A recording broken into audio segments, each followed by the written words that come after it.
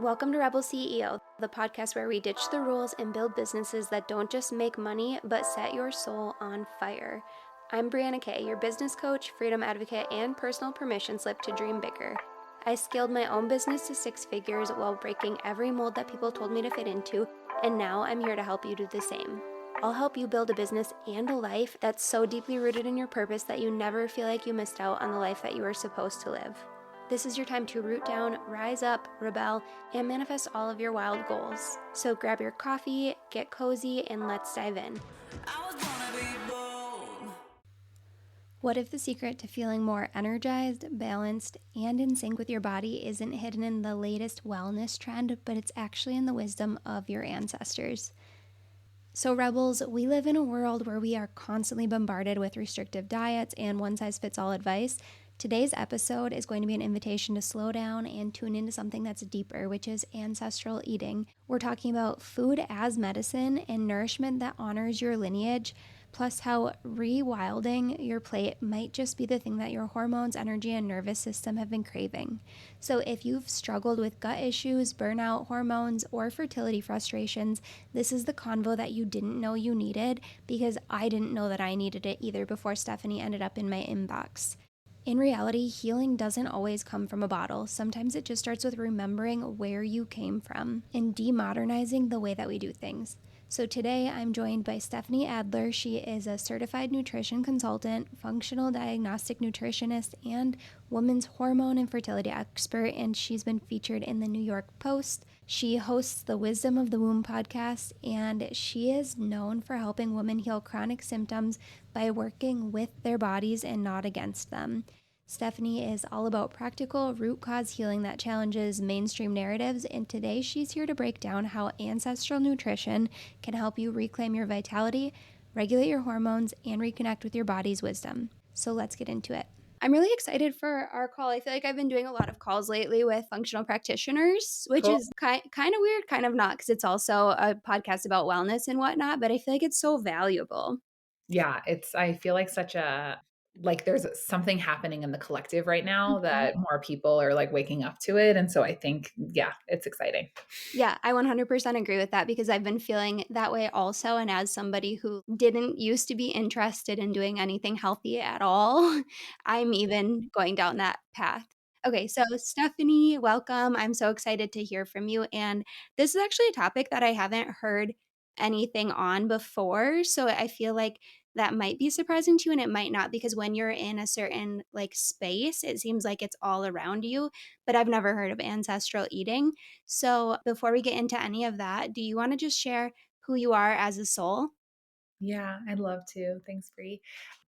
As a soul, I mean, that is like it's such an interesting question because I feel like my soul gets pulled in so many directions as we do that. But I think as a soul, I feel really called to not only live my life in this way, but also create opportunities for other people to live their life in this way, where every moment is for the purpose of creating more joy, connection, love, and light. Right. And so, whatever that means for me in any individual moment, but as a soul, I'm a mama, I'm a wife, I'm a lover of nature and a lover of laughter. Okay, so that reminded me of that trend that's going around right now. That's like, I almost forgot that this is what it's all about. And it's not somebody sitting at their laptop working, it's somebody enjoying life. So I Mhm. loved that. That was a great answer. I've had a couple of people lately when I've asked who they are as a human, and they've said, well, this is who I am as a soul. And I'm like, that's valid. So maybe I should start phrasing it that way. And then will you just share what ancestral eating actually is first? Yeah. And so, I mean, I think a lot of people hear ancestral eating and their brain immediately jumps to like Paleolithic ancestors, like the paleo movement, which had gotten a lot of attention. And I just want to be really clear that's not really what I'm talking about here. When I think about ancestral eating, I'm really encouraging you to look at your ancestry, right? So, what does it look like for you 3 or 4, maybe 5 or 6 generations back? what was it common, natural, biologically normal for your body to be eating based on where you were centered in the world, based on your genetics and your unique individual makeup. And what we'll find and we'll jump into this a little bit more, but like there are certain principles of ancestral eating that we can find in indigenous communities all over the globe, even if they were eating totally different things because they were in different environments, but there were the principles underneath it that remain the same. And so it's really leaning into those principles to solve modern day problems with ancient solutions. Okay, that is definitely not the route that I thought that you were going to go because I think I thought more of the Paleolithic, I think that you called it. Okay, so that's awesome. So then what brought you to start looking into ancestral eating or like how did you end up in this realm? Yeah. So my background actually really started with my own health journey. But when I was a kid, I had a lot of digestive issues as a young child. And my parents, took me to the gastroenterologist and I did all the tests and I did all the things. And they were basically like, you have IBS, you're going to have this for the rest of your life. Here are some medications that made me feel worse than my initial symptoms. And I just refused to accept that that was an acceptable answer at 13 years old. And so I changed my diet and it totally changed my life. And so I really became aware of the fact that food can be medicine or food can be a catalyst for dis-ease in the body, depending, on how we use it. And then over the next 10 plus years, learned more, deepened, went back to school for a degree in holistic nutrition, and really started realizing how far we have come as a society from what is biologically normal for us. I mean, this is a statistic that I think is always really blows people's mind. Like the grocery store has only been around for about 110 years. Like Oh. like we can't even fathom what it would be like to not be able to go to the grocery store and get everything we need at any time of year, but like we have just evolved so quickly and our body hasn't been able to catch up. And so for most of my clients when they come to me and they're not well, we think that we want to use all of this modern science to find the solution, and to some extent yes, like I love functional lab tests and modern science is amazing, but what we also find is that modern science backs up that our ancestors knew what they were doing when it comes to nutrition, and we actually need to look backwards instead of forwards to heal. Yeah, that makes sense. It's like when you go to the doctor and they want to give you more prescriptions and more medicine and whatnot instead of just taking care of the root cause that you're actually putting something into your body that you're not meant to eat or that your body doesn't agree with. So, Absolutely. Yeah, like our bodies are so divinely designed. mhm. And our bodies are really wise and they always want to protect us and they always want to heal. They're always working to try and find balance and healing. And if we can just get out of the body's way and like remove as many of those blocks to wellness as possible, the body's going to find its way back. Okay, so I want to go back. You said that you started diving into this world when you were 13, which just blows my mind because I have a stepson who's about to turn 13 and he just wants mac and cheese all the time. So I'm shocked to hear that. Do you come from a background where they prioritize eating healthy to begin with? No, and I think Oh, that is, like, so, important, like, do not have this in the background, do not have this genetics. My dad owned pizza restaurants growing up, uh-huh. and so, like, I mean, I love pizza, and, like, it was not serving me my entire childhood, and I grew up in the American South, and, like, we're Jewish and Southern, so, like, lots of, like, not very ancestrally dense, nutrient dense foods, and so, no, my mom has type 2 diabetes, like, this is definitely something that I came to from a place of necessity in terms of like, I need to feel better and I'm the only one who's going to be able to make this happen. Yeah, so then how did you start figuring out what it was that you could eat? Just walk me through that because I'm so intrigued by like picturing you at such a young age doing this. Totally. So I mean, I think to start, it is important to note that I always had an interest in cooking, and that really did help. Like Mhm. used to stay home from school a lot because I had a lot of stomach aches, and this was back in the day before like TiVo and before you could record things. And so when I would stay home from school, I would watch the Food Network all day, and like this was the days of like Rachel Ray and Gianna De Laurentiis, and like I would like take notes in my little notebook. So I already had the interest in cooking, which I think really did go a long way to help because I felt like I was empowered with tools to take charge of my journey. And then, as far as figuring out the foods, I remember this so clearly. My great aunt came to me and she was like, my friend of a friend went off of this thing called gluten. This is like so long ago. It wasn't even like in common, dialogue. Went off of this thing called gluten and she had a lot of symptoms like you and they went away. And I remember thinking, okay, I can do that. And at the time, the doctors we had been seeing told me it wouldn't help. because they had tested me for celiac disease and they were like, that's not going to help you. And my parents were like, my dad owned pizza restaurants. He's like, I don't know what I'm going to cook for you. And my mom was like, I don't know. I bred everything. And so I was just like, okay, I'm going to try it. And I remember like making a lot of my own meals and going to the one aisle at Whole Foods that was like maybe 2 feet by 2 feet where they had the gluten-free section at the time, which is ironic because like everything is gluten-free now there. But yeah, I mean, that was kind of it. And it's honestly a little bit hard for me to remember also, right? Like I was so young and I didn't realize how significant it was going to be in my life. It was just like, I don't want to call my mom from bar and bat mitzvahs being like, come get me, my tummy hurts, or I'm in the bathroom and I'm embarrassed. So I Mhm. was willing to try anything.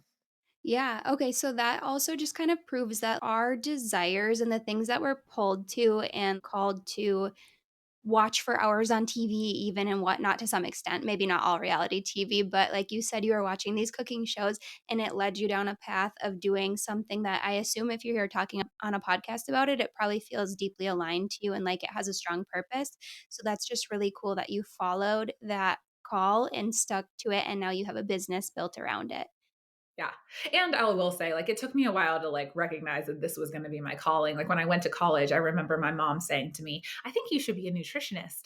And me being like, shut up, mom, you know nothing about me, even though of course she was like 100% right. And then 4 years later, I was like, I'm going to go back to school for nutrition. But it definitely like took some journeying to get here in terms of like recognizing, oh yeah, this is like not just a personal project. Yeah, so then what did you go to college for initially?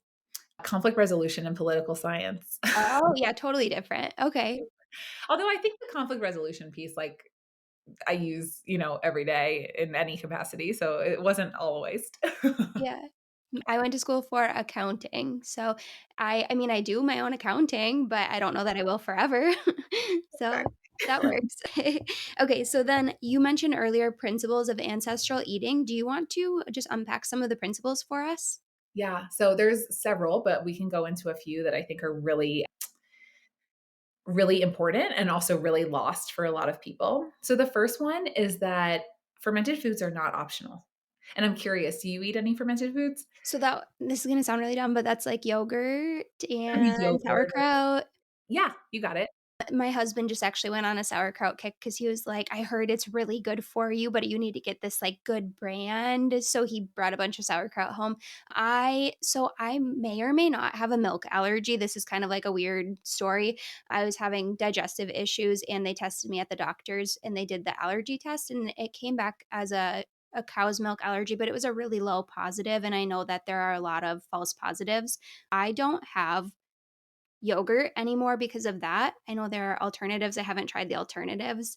And sauerkraut and other fermented foods, I feel like probably not enough at all. Yeah. And we can totally go talk about this offline or talk about it here if you want. But like food sensitivity is something that I just think is really important to like name for people or a symptom, or food allergies are a symptom.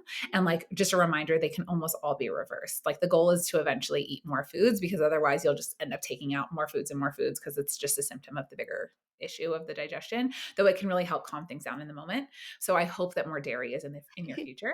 But as far as fermented foods, so I mean, again, this kind of goes back to what I was talking about with the grocery store. Fermented foods are not optional because our bodies evolved with needing fermented foods because it was the only way that we could preserve food through the winter, right? So, like historically, up until 115 years ago, you would grow a bunch of fruit and vegetables in the summer, and then you would preserve them, and then you would eat them throughout the winter. And all of that lactobacillus and all of those bacteria, that wild bacteria that it does the job of preserving food for us, our bodies learned to evolve with them, right? Like those bacteria play a very important role in everything from our metabolism to our mental health to our immunity and on and on and on. You have in your gut about 3 pounds of bacteria. So if you imagine like a 3 pound weight from like Soul Cycle or something, like that much bacteria that's living and breathing in your gut and is using you as a host, and we're supposed to be living symbiotically. Most people don't eat fermented foods. And if they do, they're getting them from the grocery store. And unfortunately, most grocery store fermented foods are like a pale version of what they would be if you made them at home. Let's take yogurt, for example. I make my yogurt at home. I take raw milk. I put a little bit of a culture in it. I stick it in my Instant Pot for 24 hours. It ferments all of that lactose out of that. So even people who have issues with dairy tend to be totally fine with it. And all of that bacteria had an opportunity to really bloom. When you get it at the grocery store, maybe they ferment it for 4 to 6 hours. It still has most of the lactose present, and the bacteria wouldn't be as alive. Most sauerkrauts would explode on the shelf. I have sauerkraut in my kitchen fermenting right now. It's like the easiest thing to make. And like I forgot to burp it for a couple days, which is like open the top and just let a little bit of air out. And it literally like exploded on my counter this morning. And if you think about it commercially, no grocery store would be like, yeah, send us all the things that are going to explode on the shelf, right? And so by the time they get to you, they've been edited in some way to not be as beneficial. So fermented foods, like our bodies need them. They're really not an optional part of life, but most people think that they are nowadays because we just go on and sometimes we'll take a probiotic if things become problematic. So that's one example. Another example is the proper preparation of legumes, grains, nuts, and seeds. So if we look at any culture, indigenous community, so there's this amazing foundation that I have no affiliation with other than being like a personal member and just have loved them for years. It's called the Weston A. Price Foundation. And Weston A. Price was a dentist that at the turn of the century in the 1900s wanted to figure out why people, once Western diets were introduced, the teeth became like a mess, and also facial structure, which was associated with everything from like ear infections to other diseases. And so he went and traveled to 12 different indigenous communities all over the world, like, some in northern Sweden, some in like South and Central America, some in the Arctic, everywhere. And he found that there were certain things that were done in all of these places. They all ate very differently, but they did certain things. And one of them is there was proper preparation of any grains, nuts, legumes, or seeds, which meant that they soaked them or they sprouted them. Now, these foods have something called phytic acid. Phytic acid makes it hard for you to absorb nutrients from these foods, but also from the nutrients with it. So let's say you're eating rice for dinner, like rice and chicken and broccoli. If you don't soak that and soak that rice and rinse it, then you're probably going to absorb much less of the entire nutrient profile of that entire plate than if you were to just soak your rice overnight. You would absorb almost all of those nutrients. And so most of the time, like in our effort for convenience in today's world, we've lost this traditional knowledge around how do we properly prepare these foods. That's why like sourdough is having its moment coming back, right? Because it actually makes it more digestible because it ferments the parts of the gluten that are hard.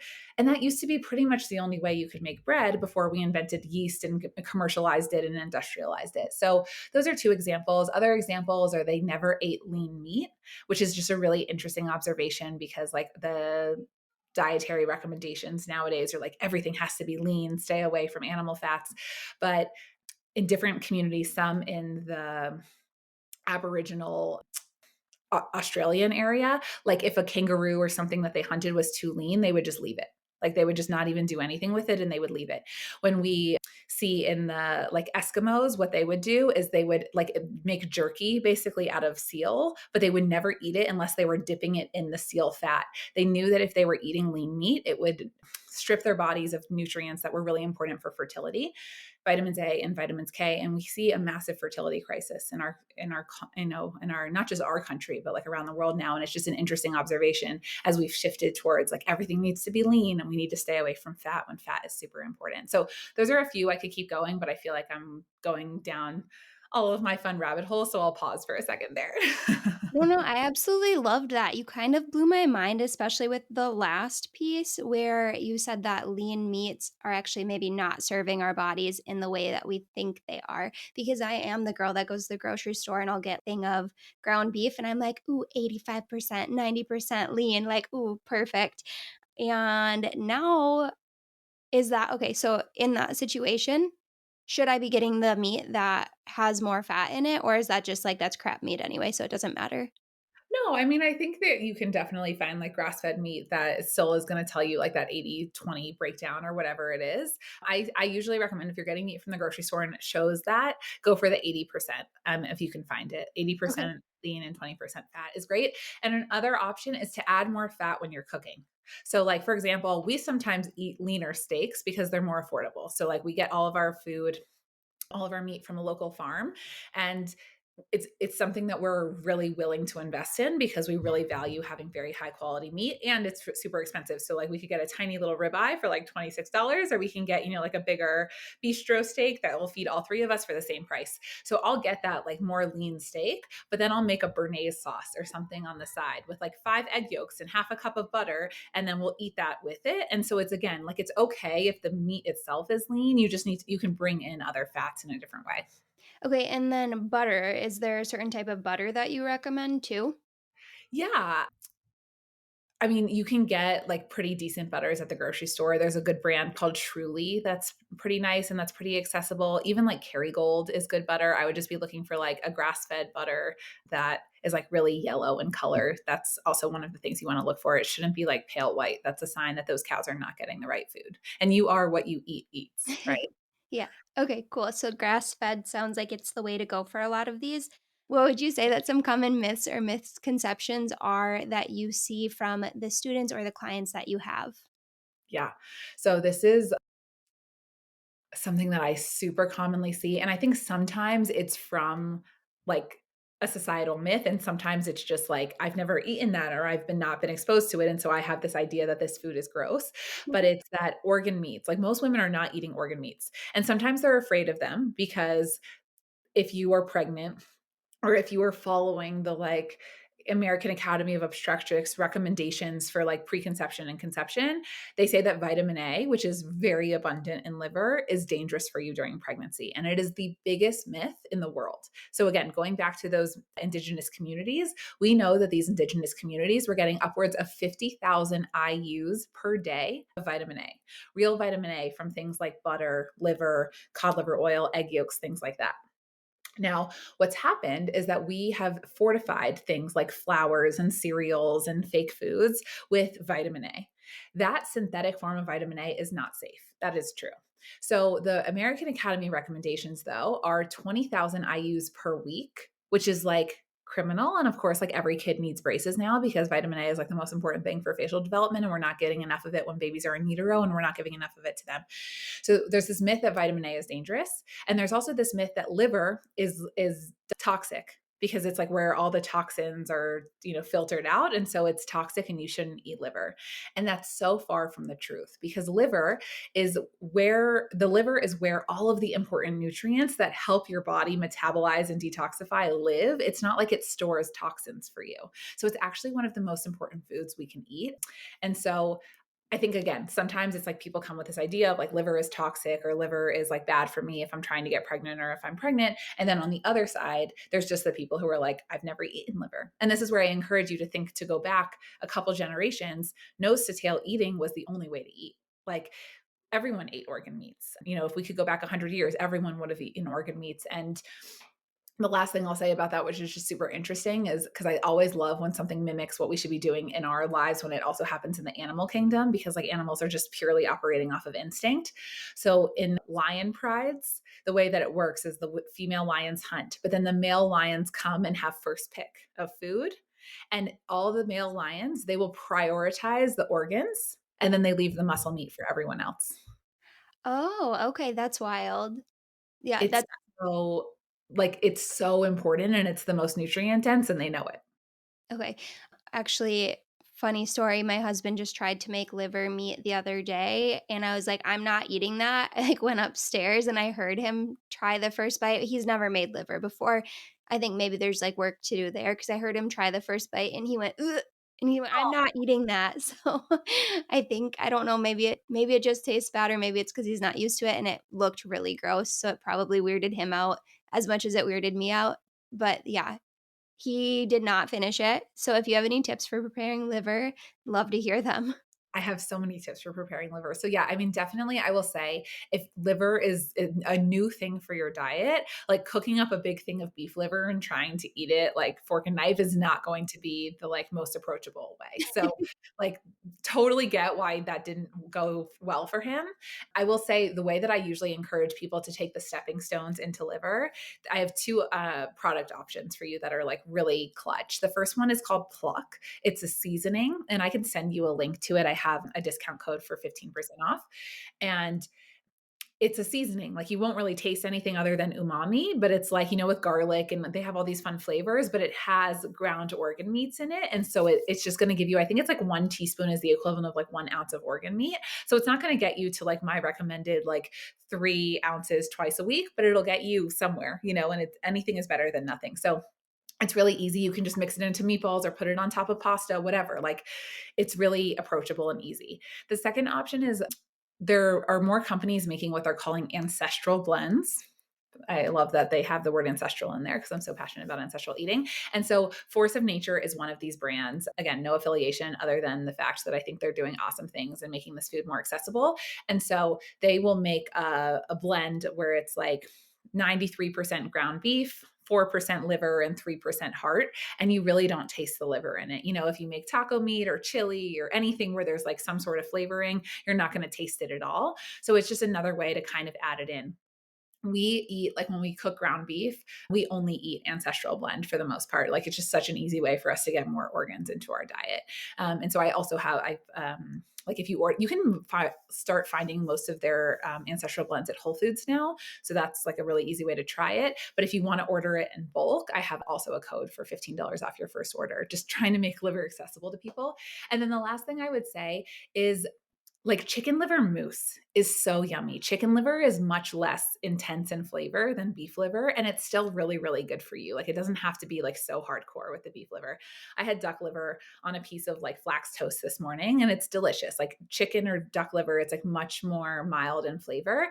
And so if you make like a chicken liver mousse with like caramelized onions and you caramelize the livers and you blend it up with a ton of butter and you put it on a piece of sourdough, it's like divine. It's like really, it feels like you're eating at a fancy restaurant. And so I would say in those orders is like the way to kind of build your liver tolerance. And then if maybe you'll get to the place where you're eating liver and onions and a gravy. Okay, those were such good examples and like good pieces of advice. So I'm glad that I asked because I think that that's going to be really helpful for probably the majority of people listening cuz I don't know how many people I have that are hardcore liver girls yet, but maybe we'll start and then we'll all be there in a couple of years. So And I will tell you, like, I have 2 clients who are so just not into it, like they're really so far away. And I do have a handout. Anyone send me a message on Instagram. If you want the handout, I'll send it to you on like how to make your own beef liver, like supplement basically, where you just like swallow it in like raw little chunks. But there are some like supplement options, like dried liver that they turn into supplements. It will cost you a lot more to do that than it will to eat it. And because you have to eat anyways, but it is a really good option. And both of these women started taking the beef liver capsules after I was like, okay, we've exhausted all other options, take the supplement. And both of them are like, oh my God, my brain fog has gone away. Oh my God, I have so much more energy. Oh my God, I'm coming back to life. And so it's just an invitation to like play with it because you will be shocked at how much vitality it gives you. Okay, I actually wrote that down, so I feel like you're reading my mind because I have beef liver supplements right now, and I was curious if they still help or if it's kind of like a fluke and people say it helps, but it doesn't actually do anything. So that helped answer that. Okay, so then let's say somebody's listening and they feel inspired to start eating more of an ancestral diet, then what would you say are kind of like the first steps for them? It's a great question. I think the first step is looking at your pantry, cupboard, refrigerator, etc., and seeing how many packaged foods there are and choosing a couple of them to start making yourself. The more you make your own food, even if it's like your own tomato sauce, your own hummus, whatever the things are that you're finding in plastic containers in your cupboard or your fridge, the closer you're going to get to eating a more ancestral way, right? I always tell you my clients, like, look at the label, and if there's an ingredient in there that you wouldn't know how to use in your own kitchen, then you probably shouldn't be eating it, right? And so that's a really good start of like, "Oh, okay, well, I'm really curious, like, what is that in my almond milk? Like, can I make almond milk myself? Let's play around with that. Let's see." So, I think that's the first step is just start getting curious about what's in your cupboard, what can you make, what's the ingredients list, things like that. The second thing is actually maybe going to be a bit of a surprise. I think would be to figure out where you can get your food that is not the grocery store.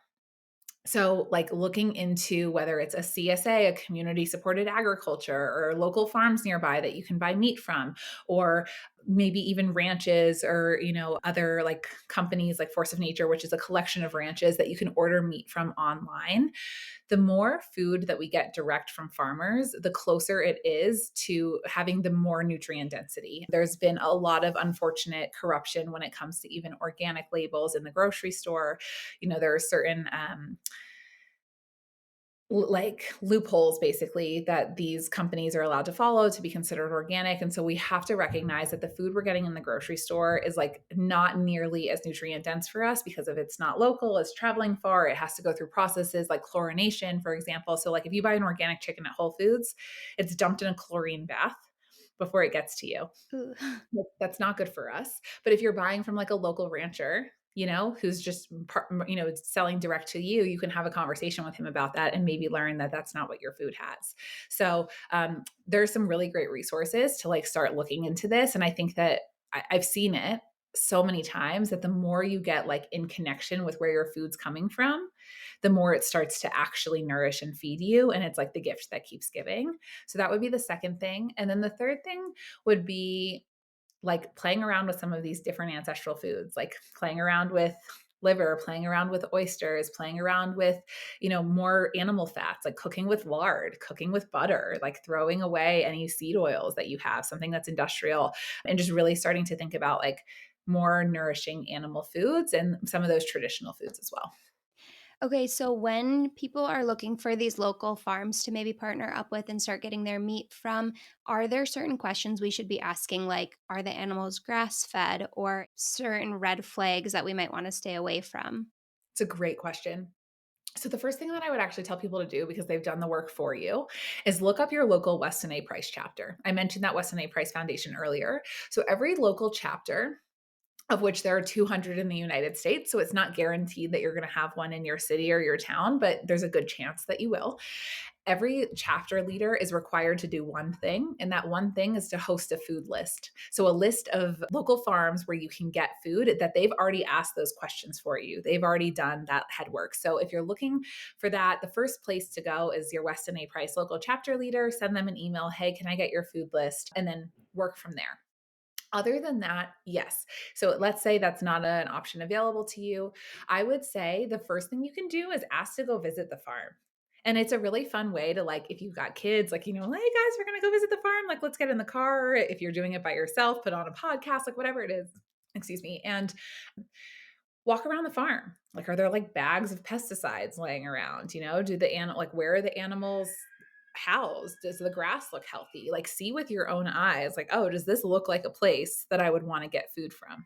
Like, if you're not sure what to look for, trust your like gut feeling, like there are farms that are doing things really well. And then there are farms where things are not being done as well as they could be.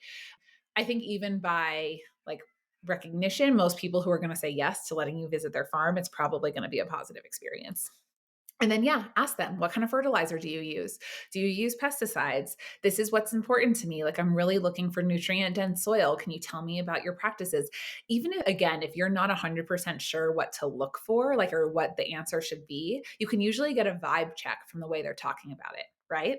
Like, are they really proud to tell you about what they're doing and how they're being stewards of the land? Or are they kind of like, well, we wish we didn't have to, but we have to sometimes use this, etc. So that's one thing. And then, yeah, just, I mean, I guess I'm trying to think like with raw milk specifically, there are like more questions that I usually recommend people asking around like, do you guys do any sort of testing? How frequently? Usually an answer of like once a month or once, every 2 weeks or something, testing the milk and like making sure that it's healthy and well and that there's no bacteria.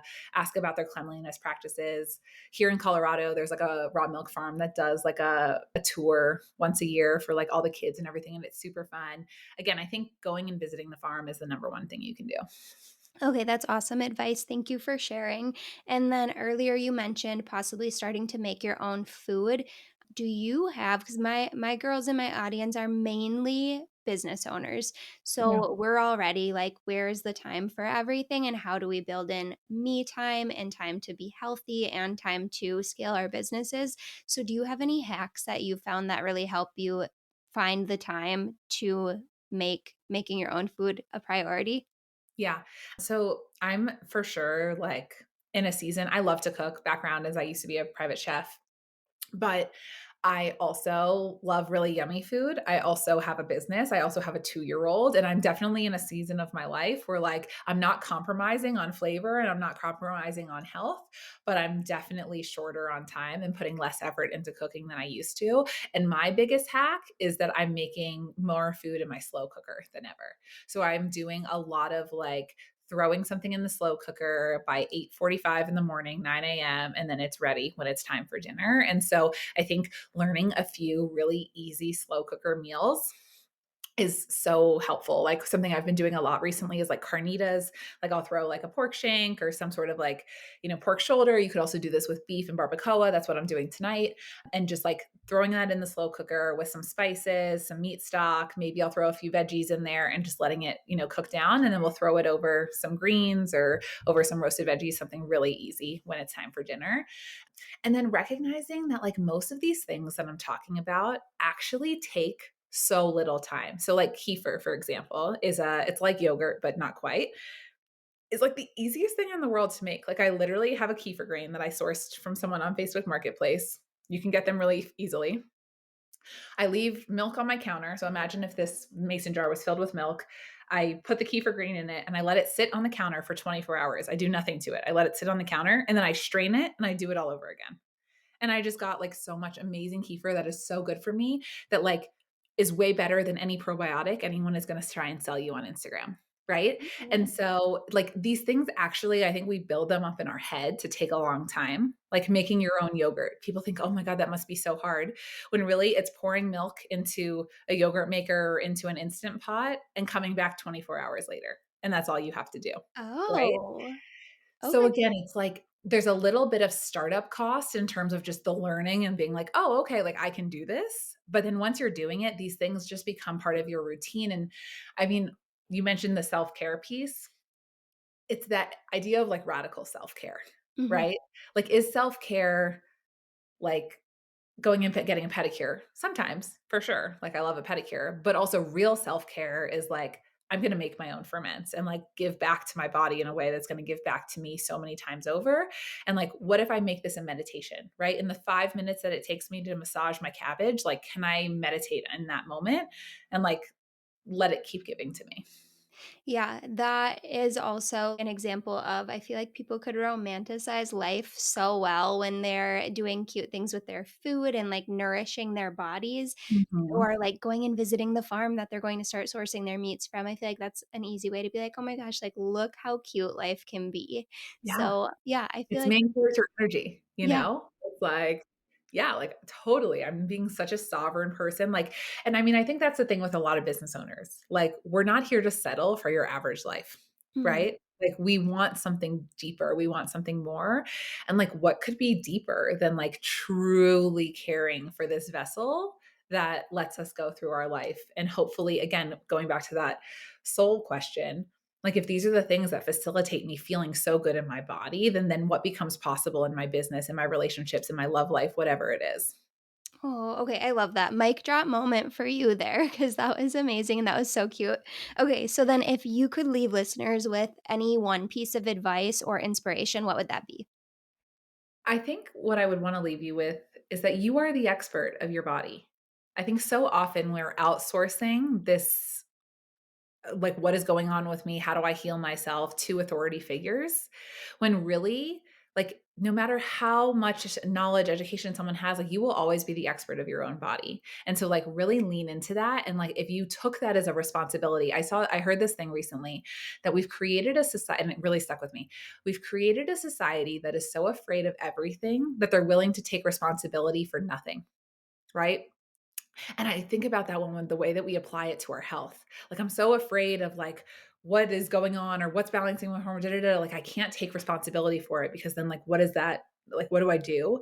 And if you change that script and take responsibility for your health and decide to become the sovereign and become the expert of your own body, literally anything in your life is possible. Like, you will become limitless. And so maybe it starts by making your own yogurt. Maybe it starts by like looking at the ingredients on your hummus and being like, huh, maybe I should rethink this. there's going to be a different access point for every person, but like start with something and watch the dominoes fall. Okay, amazing. And then if somebody wants to work with you or just follow along and see what you're doing, where can they find you? Yeah, so definitely come say hi on Instagram. It's like my primary social media, Stefanie Adler Wellness, Stefanie. And like if anything I said today either triggered you or like you have questions about it, like I read all of my own messages, please just come say hi. Like connecting with other women, especially other entrepreneurs and business owners is like so much fun for me. So come say what's up. And then yeah, like you can find out more about working with me on my website or on Instagram. Yeah, lots of fun options. Awesome. And I'll make sure to link that in the show notes along with the resource that you mentioned earlier and the discount codes. So thank you so much for being on the call. I cannot believe that this hasn't came into my orbit before because it is wildly interesting and definitely like a push that I need towards like tackling some of that stuff that doesn't seem as hard as I made it out to be in my head. So thank you. Thanks for tuning in to Rebel CEO. If today's episode lit a fire under you, I would love if you would hit subscribe, leave a rating, and drop a review. That little action helps more purpose driven women like you find this show. And make sure that you're not keeping all of this magic to yourself. Share this episode with a friend who's ready to ditch the rules and build a life that actually feels good. If you're looking for a little one-on-one connection, slide into my DMs on Instagram at rebel.ceo.podcast, and I would love to hear what you're thinking and what you're building so that I can cheer you on every step of the way. And one more thing, if you're ready for even more support, join my free Facebook community. It is packed with like-minded women who are rebelling, setting wild goals, dreaming big, and making moves. The link's waiting for you in the show notes, and I will see you inside. Until next time, keep breaking the rules, chasing your purpose, and creating the life that you were meant for. I'll see you in the next episode.